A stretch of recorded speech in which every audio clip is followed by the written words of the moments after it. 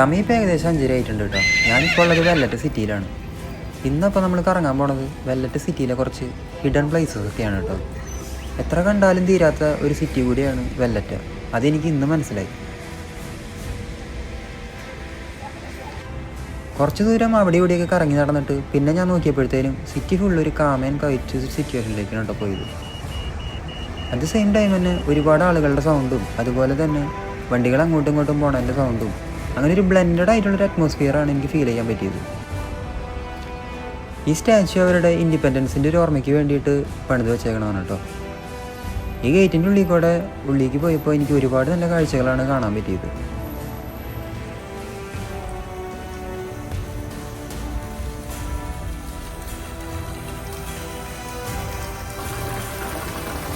ചെറുതും വലുതായ വാട്ടർ ഫൗണ്ടൻസും അതുപോലെ നല്ല രീതിയിൽ സെറ്റ് ചെയ്ത് വെച്ചിരിക്കുന്ന ഗാർഡനും അതുപോലെ തന്നെ അവിടെ ഇരിക്കാനുള്ള സെറ്റപ്പും എല്ലാം ടൂറിസ്റ്റുകൾ അട്രാക്റ്റ് ചെയ്യുന്നുണ്ട്. അതുപോലെ തന്നെ ഇവിടെയുള്ള ലോക്കൽസിന് എൻജോയ് ചെയ്യാനും പറ്റുന്നുണ്ട്.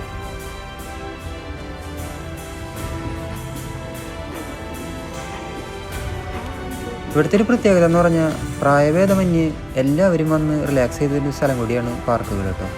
വെല്ലറ്റയുടെ പ്രത്യേകത അറിയാം. ചെറുതും വലുതായ ഒരുപാട് റെസ്റ്റോറൻറ്റും അതിൻ്റെ ആംബിയൻസൊക്കെ എടുത്തു പറയേണ്ട ഒരു കാര്യം തന്നെയാണ്.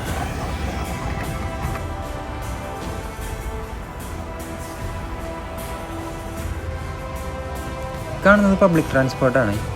ഒരുപാട് പേരാണ് അതിനകത്ത് കയറാൻ വേണ്ടി വെയിറ്റ് ചെയ്തിരിക്കുന്നത്. കാണുന്ന സ്റ്റെപ്പിൻ്റെ മേലെ കൂടെ ഞാൻ അകത്തേക്ക് കയറിപ്പോയപ്പോൾ എനിക്ക് കാണാൻ കഴിഞ്ഞത് വേൾഡ് വാർ 2 സമയത്തുള്ള സെല്ലുകളൊക്കെയാണ് കേട്ടോ ഇത്. വാവ്, ഇറ്റ്സ് റിയലി അമേസിങ്.